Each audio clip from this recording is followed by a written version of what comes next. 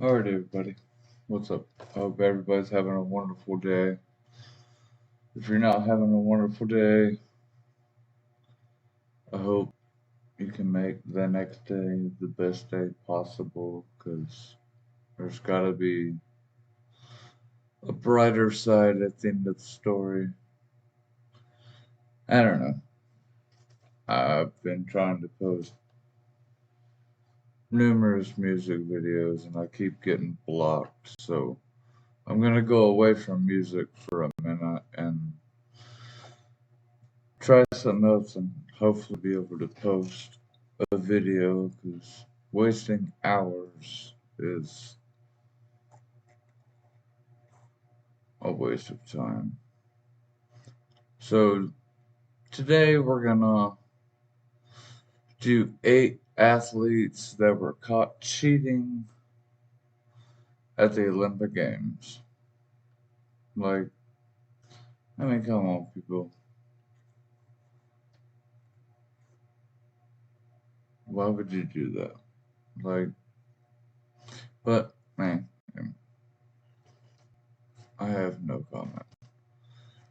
Please like, comment, share, and subscribe. The link for this video will be in the description below. So let's see some of the people who got caught. And hopefully they don't mention Michael Phelps who got busted for weed. Like, I mean, come on, people. Like, Hello everyone. Every award athletes win is the result of years of hard work. You have to train all the time, limit yourself, overcome yourself, strive for victory and fight for the award no matter what, especially when it comes to the Olympics, the main sporting event of the planet. However, not all of its participants are willing to compete honestly. History knows many examples of fraud and athletes that chose to cheat in pursuit of victory. But even among all these cases, there are truly outstanding examples. Today, we will talk about them. Let's get it on. Madeleine de Jesus. Athlete Madeleine de Jesus was born on November 4th, 1957 in Brooklyn, but competed for Puerto Rico. She'd long been a track and field athlete. More specifically, she competed in the women's long jump and triple jump. Madeleine's personal record, 6.96 meters, was set on July 24th, 1988 in Mexico City, and at the Pan American Games in 1987 she finished 5th. But as you might have guessed, she didn't become famous thanks to her sporting achievements. There was something else. In the 1984 Olympics, the athlete entered several categories, but got injured doing a long jump. The injury was pretty serious. Madeleine was limping so badly that she couldn't take part in other competitions, but the athlete was not going to give up so easily. She came up with a cunning plan, and in order to make it happen, she brought her twin sister. Oh yeah. I was about to say, I'm sitting here confused as fuck as what's like actually going on.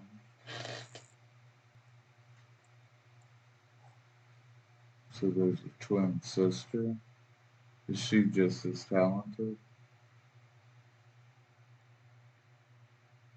Yes, this story is worthy of some telenovela, but it happened in real life. Her identical twin Margaret de Jesus successfully competed in the qualifier. Perhaps the sisters would have achieved success, replacing each other from time to time, but the fraud became known to the head coach of the Puerto Rican team. He was astonished and immediately pulled out the whole team from the competition, and it is understandable. If the Olympic Committee had known about the violation, it would have been an international scandal. I mean, I reckon that's dope if you have a twin that can do exactly what you do and be exactly like you are. Okay. But not the Olympics. Come on, bro. Liverpool Police. Olympic sports change over time. New ones appear, others, on the contrary, are forgotten. Tug-of-war competitions at the Summer Olympics were held in 1900, 1904, 1908, 1912, and 1920 as a team event. Initially, different clubs took part in the competition. Countries could compete with more than one club, allowing them to earn several medals. By the way, at that time it was believed that tug-of-war was a track and field event, although today it's considered simply a team sport. Anyway, at the 1908 Olympic Games, the Liverpool Police won the silver medal, losing to the London Police. As a result, all 3 prizes went to the British. But the story doesn't end there. Alan Knott of the Tug-of-War Association said that the Liverpool Police were wearing such heavy shoes that the athletes could barely lift their feet from the ground. Of course, this obviously affected the result. The US team filed an objection, but it was rejected because the rules didn't regulate the weight of the shoes. According to some reports, the Liverpool team offered the Americans to compete barefoot, but for some reason they refused. Maybe it's just a legend. Anyway, even the heavy boots didn't help the Liverpool policemen win the gold medal. Tunisian modern pentathlon team. Many athletes failed at the Olympics, but few can compare to the pentathletes from Tunisia at the 1960 Games. To begin with, we should admit that the pentathlon is not an easy discipline. In its modern form, it includes horse riding, fencing, shooting, running, and swimming. You have to be a real professional to prove yourself in all of these sports. And the athletes from Tunisia, well, let's say they didn't stand out for any sporting talent. In the horse riding competition, the Tunisians just fell from their horses. One of the athletes also had a little problem in the pool. More exactly, he almost drowned. A pentathlete at the I've never heard of a pentathlete before in my entire life.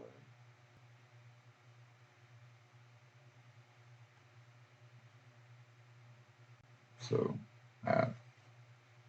almost drowned. A pentathlete at the Olympics. Shooting didn't work out either. The team had to leave the competition after one of the participants almost shot an official. But the epic ending of this series of failures took place during the fencing competition. The Tunisians decided to use the same athlete during the match, believing that no one would notice thanks to the mask. What a brilliant idea. But of course, in reality, the result was quite different from what the hapless pentathletes hoped, and their fraud was uncovered. The team was disqualified, but even if that hadn't happened, the Tunisians wouldn't have won any prizes. Few people in the history of the Games could boast such appalling results.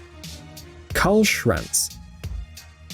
The Austrian skier Karl Schwarz was one of the best in the late 1960s and early 1970s, and some consider him one of the most successful skiers of all time. Despite this, Schwarz was terribly unlucky at the Olympics. During his entire career, only once he came close to the Olympic goal. In 1964, he won silver in the giant slalom, although he had the flu during the competition. If you've ever had it, you can imagine how much Schwarz wanted to win. But he didn't even pay attention to the disease and put his skis on anyway. Probably wanted it too badly, so much so that the athlete decided to cheat. At the 1968 Grenoble Olympics, Schwarz entered 3 different events. The first 2 were won by his rival Jean-Claude Killy, but something strange happened at the 3rd event. There was a thick fog that obstructed visibility, and some mysterious man was running in front of Schwarz. One of the officials, a ghost, an overly enthusiastic fan, whoever was there, he allegedly interfered with Schwarz on the track. Because of this, the skier was allowed to try again, but then it turned out that even before the encounter with the strange man, Schwarz had missed a gate. As a result, the unsuccessful skier was disqualified and the medal went to Jean-Claude Killy again.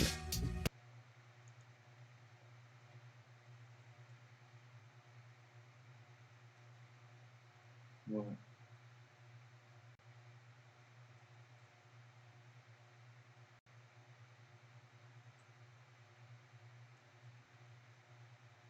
just get better than the person you're trying to beat. It's the Olympics, people. You're competing to be, what, pretty much the best on the planet. So, get better or accept second place. Spiridon Belokas. The Olympic Games originated as a religious event in ancient Greece.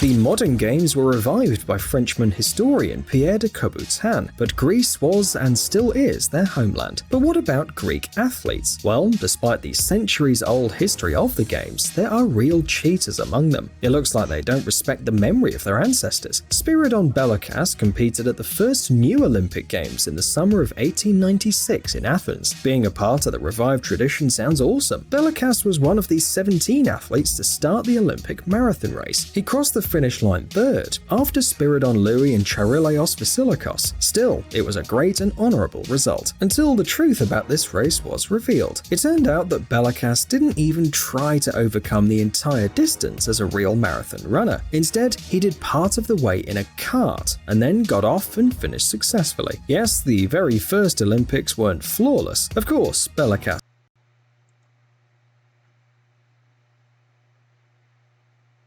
I've heard of a couple of stories about marathon shit where people do shit like that. Like,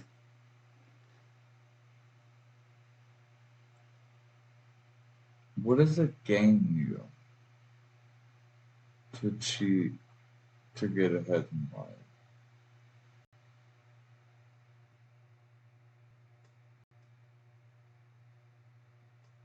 All I've ever known is work your fucking ass off. I worked myself to, yeah, but ouch. Don't don't try to fake shit, people. Like, put in the effort, put in the time. If you want the accolades, make sure when you get that award, you earned it. You know what I mean? was disqualified, and the third place went to an athlete named Julia Kellner. He was the fourth to finish. Hans-Gunnar Lindwall. Nowadays, we see news and Because a lot of times you should have earned awards if you worked your fucking ass off, but cookie cutter motherfuckers just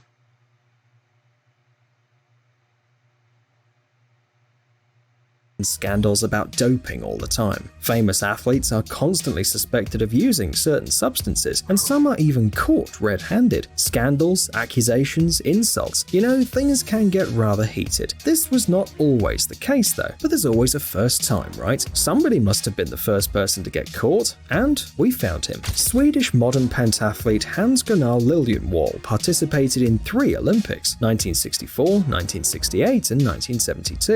In 1968, Sweden won a bronze medal in the team event, but soon lost it, and all because of Lindwall. It turned out that 1968 was the first year when athletes were tested for various substances at the Olympics, and Lindwall failed spectacularly. But no, he didn't use steroids or anything like that. He was disqualified because of alcohol. Lindwall was suspended for excessive consumption of alcohol after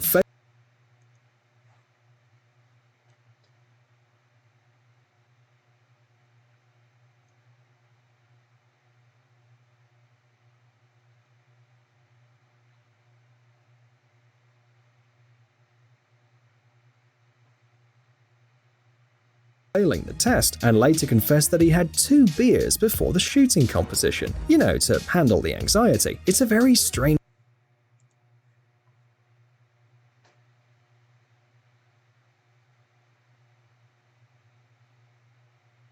I mean, if you have anxiety and shit like that, I mean, he's in the fucking Olympics, for crying out loud. He had 2 beers. No fucking shit. I have to drink a beer or 2 before I can even cut my camera on. Like, anxiety and shit is real, people. Like, and you're gonna penalize the man because he had 2 beers to calm his nerves when he's in the motherfucking Olympics? God damn. I'm in my own fucking house and I have to drink a beer or two before I can even cut my own personal camera on. Fuck. Strange decision though, especially when you have to shoot, but Lindwall must have had a different idea. Just imagine how surprised the members of the Olympic Committee were. What, he was drunk? Seriously? Sian O'Connor. Some people do get drunk off one or two beers. That's a fact. It's a very much fact. Not me, but some people do. Committee were? What, he was drunk? Seriously? Sian O'Connor. Sian is probably one of the most unusual cheaters on our list today. Why? Because it wasn't him who was caught doping, but his horse. Sian, an Irish equestrian, took part in 2 Olympic Games, 2 World Championships and 6 European Championships, as well as many other smaller competitions. He even won a gold medal at the 2004 Olympics in Athens, but very soon it turned out that Sian's horse had failed the doping test. His and 3 other horses competing at the Olympics were found to have banned substances in their blood. O'Connor stated that he fed his horse himself before the competition, and there were definitely no drugs in the food. He also noted that the horse had been treated by a veterinarian prior to the Olympics and was given medication, but their effect has long ceased. This was the confirmation by the veterinarian himself. Unfortunately, the Fédération Équestre Internationale still considered O'Connor's victory unfair. He was stripped of his medal and couldn't compete for 3 months. Nero.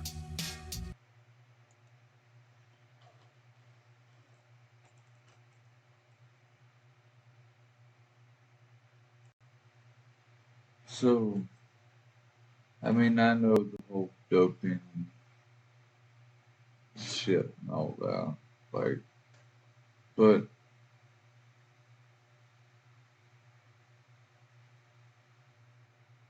when you do it to animals, I mean, if you want to do it to yourself, that's on you. That's your personal life. But when you do it to animals and shit, and I'm not no fucking like wallflower or some shit like that, but fuck you. Like, just leave animals alone. Like, don't. And lastly, a cheater of imperial scale, quite literally. The Roman Emperor Nero was famous for his cruelty. He was a tyrant, but he loved art and was quite an extraordinary person. Nero studied poetry, music, painting and sculpture. He sang and played the lyre. Many of these subjects were standard education for the Roman elite, but Nero's devotion to music went beyond that, and the emperor also participated in the Olympic Games in 67 AD. According to sources, Nero bribed the organizers to postpone the games for a year so that he could take part in them, and also forced them to add art as a sporting event. The result was quite predictable. The emperor won in every category. He was even declared the winner of the chariot race, although he fell out of his chariot in the process. But the judges confidently stated that if the emperor had been able to complete the race, he would have been the first to finish. A year after Nero's death, his name was then removed from the list of winners. Psst, dude, are you looking for new? Because he died, probably. Yeah, oh yeah, you're all fucking powerful. Yeah. Then you're dead, guess what? Erased from the history books. But I reckon that was the end of the video. So I'll go ahead and end that one here. I don't know. I'm gonna try to do another music video, but if this one gets blocked, then it'll be a while before I do music videos. So let's just